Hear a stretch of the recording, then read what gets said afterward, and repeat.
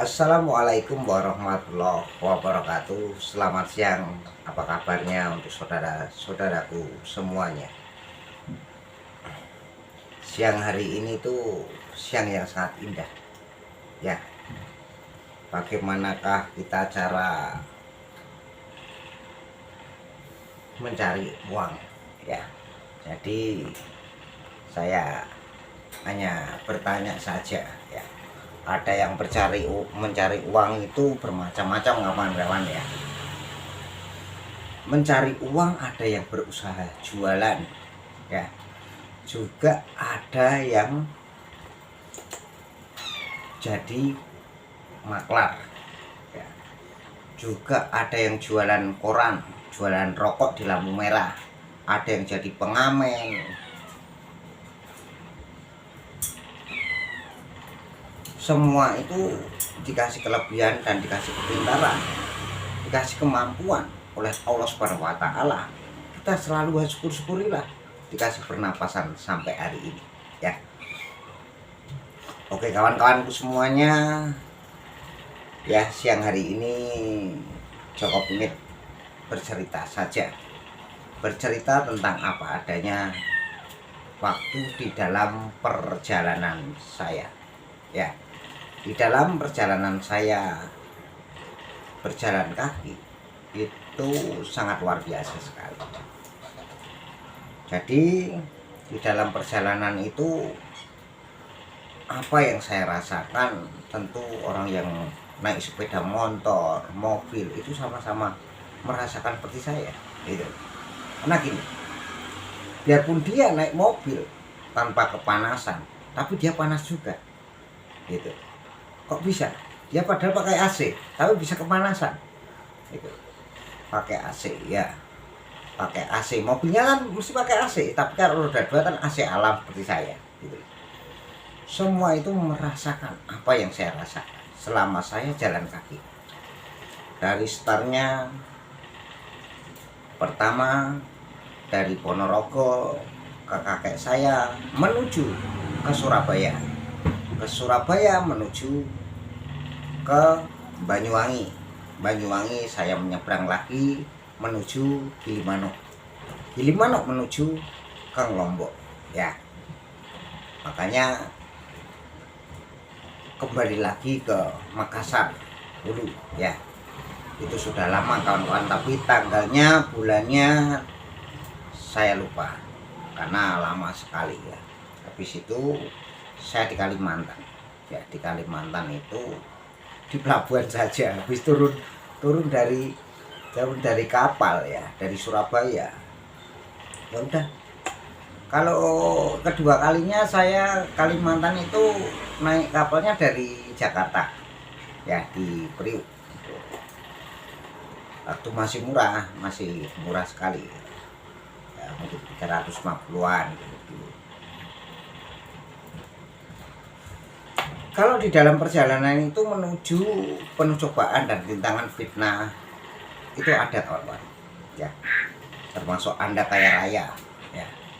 Anda banyak uang, rumah mewah, mobil mewah, tapi uang banyak, orang iri kepada kita itu ada. Padahal kita nggak mengiri dengan dia, tapi kita diiri itu ada. Tapi biarkan saja, kawan-kawan, ya. Yang penting kita dikasih kekuatan, dikasih kelebihan, dikasih kenikmatan, dikasih sama-sama merasakan kita hidup ini. Biar saja, yang penting kita jalani saja. Kalau kita bagus menjalani saja dan kita jalani apa adanya, kita akan disukseskan, kita akan dimuliakan oleh Allah selama kita masih hidup. Ayo, selama kita masih hidup, cari apa yang kau cari, apa yang kau inginkan, apa yang kau dapatkan. Kalau sudah kaya, belajarlah. Ilmu yang paling susah belajar apa? Ikhlas. Ikhlas ditindak dengan kesabaran. Kesabaran ditindak beramal. Beramal dengan cara apapun. Entah beramal bercerita seperti Joko Pingit seperti ini, ya. Makanya saya dibilang Joko Pingit manusia 1000 aneh. Asli wong Jawa tulen. Karena saya kalau di mana-mana saya ngomong, saya orang Jawa, gitu. Jadi asli mana, Kang? Saya asli orang Jawa. Nah, Saya bilang begitu karena saya Jawa Tulen gitu. Saya suka cerita yang nyata, yang tidak nyata nggak perlu saya ceritakan. Nah, waktu itu saya bertemu dengan seorang kakek dan nenek dalam perjalanan saya menuju kota Tegal. Ya. Saya mau di kota Tegal mau ziarah ke tempatnya Amangkurat, ya, Amangkurat dan para sepuh-sepuh, para ulama, ya. Mau sowan tempat situ. Aku bertemu seorang kakek dan nenek bercerita kepada saya, sudah makan atau belum? Saya ditawarin gitu. Itu seorang nenek. Harusnya saya yang muda menawarinya. Kakek, nenek, sudah makan belum? Saya keduluan kawan-kawan. Berarti ganjarannya kakek dan nenek itu luar biasa, 5 kali lipat. Ya, karena menawarin yang muda, nawarin makan. Ya, berarti saya keduluan, kalah dulu kalah cepat. Akhirnya kakek dan nenek itu membelikan saya nasi bungkus 3 bungkus dan dia membeli kopi, wedang kopi, ya. Nenek itu berteduh di pohon beringin sama saya, gitu kan. Dan kebaikan kakek itu selalu dibalas dengan oleh Allah Subhanahu wa Ta'ala. Dan kita mendoakan kakek dan nenek itu yang baik kepada saya. Tidak perlu saya ucapkan. Saya berdoa, saya menangis, ya Allah, kenapa saya yang muda kok nggak menawarin makan dan minum kepada kakek itu. Kenapa saya yang muda dibelikan kopi dan dikasih nasi 1 bungkus. Biarpun nasi bungkus dengan wedang kopi itu, wah kawan-kawan, ganjarannya 5 kali lipat. Karena kakek itu mempunyai keikhlasan dan kesabaran dan suka beramal. Nenek dan kakek itu perjalanan menuju kota Cirebon. Dia rumahnya di Gunung Permai. Gunung Permai itu nggak tahu letaknya kakek itu di mana, saya cari tidak ketemu. Akhirnya ketemu di tempatnya Mbah Priuk, itu penjarahan Mbah Priuk, ya. Ya itu cepat sekali kawan-kawan, dia sama-sama berjalan, kakek dan nenek itu membawa bekal dan digendong, dikenditkan gini, yang membawa tongkat. Karena apa? Kakek itu dan nenek itu tidak memikirkan rumah wujud yang mewah, bukan. Dia yang dipentingkan adalah rumah, akhlak dan perilaku tata keramanya, jawabannya. Dan dia tidak gila harta, tapi gila mendekatkan diri terus kepada Allah Subhanahu wa Ta'ala. Sangat susah kawan-kawan. Dia cerita seperti itu kepada saya. Akhirnya saya terharu dan saya mengikuti jejak seorang kakek dan nenek itu. Asal usulnya dari kota Cirebon, Gunung Permai rumahnya. Gunung Cermai, ya, Gunung Cermai. Dan saya berteduh di tempat makam yang paling tertua, namanya makam yang paling tertua, dia itu dinamakan Yang Prabu Gede. Yang Prabu Gede ini ceritanya sangat luar biasa sejarahnya, karena dia ditugaskan oleh seorang prabu, termasuk Yang Prabu Siliwangi tadi. Dan aku di situ berteduh 3 hari 3 malam. Dan aku membersihkan makam itu. Saya pun tidak punya bekal uang, tapi aku mempunyai bekal kejujuran dan ketulusan ilmu kakek itu saya pakai. Akhirnya datanglah seorang bupati datangi saya, dan dia tadinya menjarah tentang Yang Prabu Gede itu tadi, cerita begini-begini. Dia mengeluarkan uang jutaan dikasih saya. Jadi saya 3 hari 3 malam itu menyapu itu dikasih seorang bupati uang. Makanya kita kalau para wali-wali dan para zaman kerajaan-kerajaan, kita mendoakan bagus sekali, karena kita akan mendapatkan karomah-karomahnya yang sangat luar biasa. zaman dulu perjuangannya bagaimana seorang Prabu ini ya, putusan raja bagaimana ya. Jadi semua itu ada cerita dan ada sejarah kawan-kawan ya. Kalau kita nanti kita banyak sejarah dan banyak cerita ya, itu buat anak cucu kita nanti.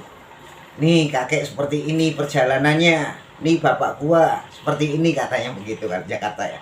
Kalau orang Jawa, nih nggih bapak kula niki nggih sejarahnya nggih melampah. Loh, itu ada sejarah.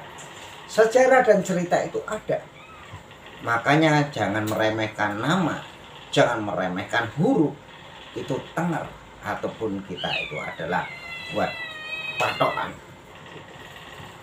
Dengan akhirnya aku mencari seorang kakek dan nenek itu, tadinya saya nggak ingin mencari, tapi di hati saya kepingin, dan di hati saya dan di pikiran saya harus mendapatkan seorang kakek dan nenek itu tadi.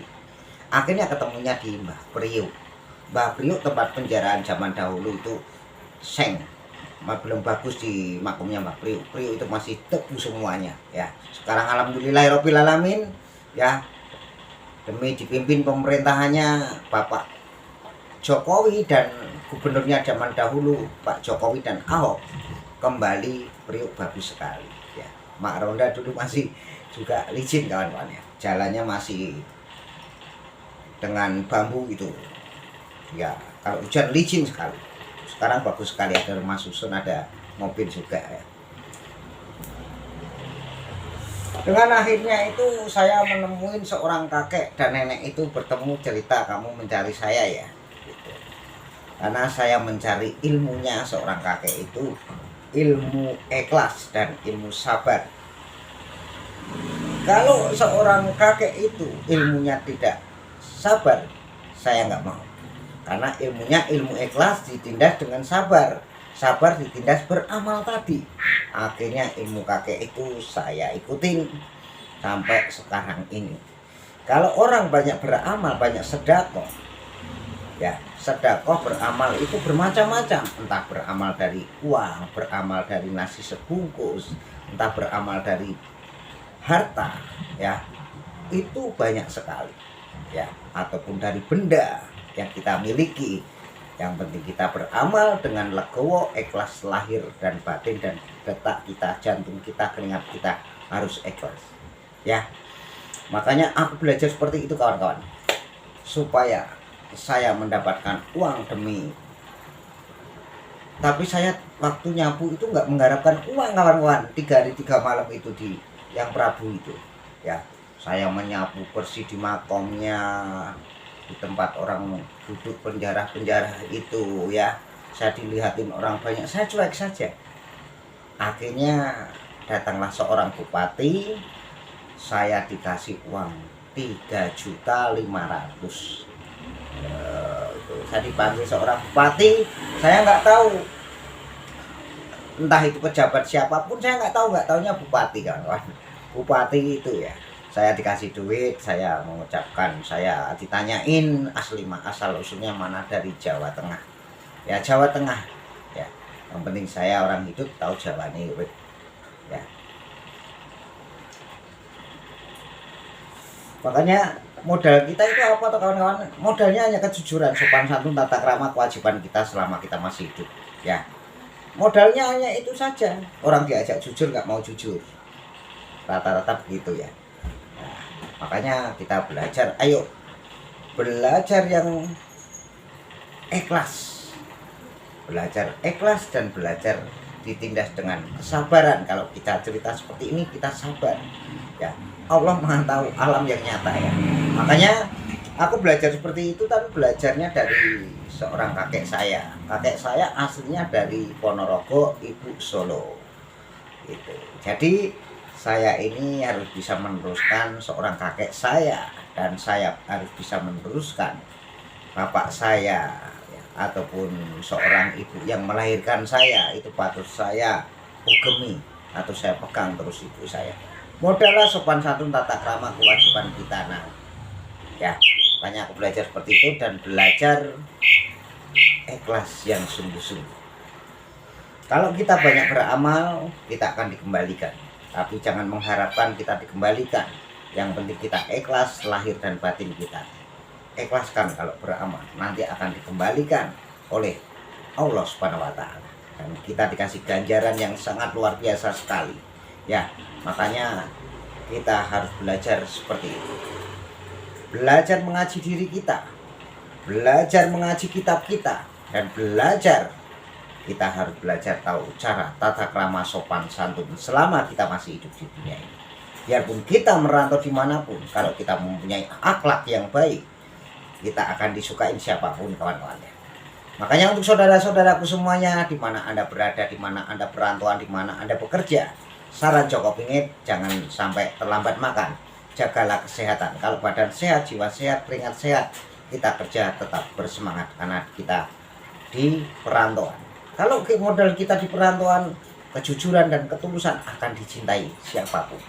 Jangan mencari lawan, tapi mencarilah kawan yang banyak. Semakin banyak kawan, semakin kita dimudahkan rezeki, uang, mencari kerjaan akan gampang oleh Allah Subhanahu wa taala. Alam selalu nyata.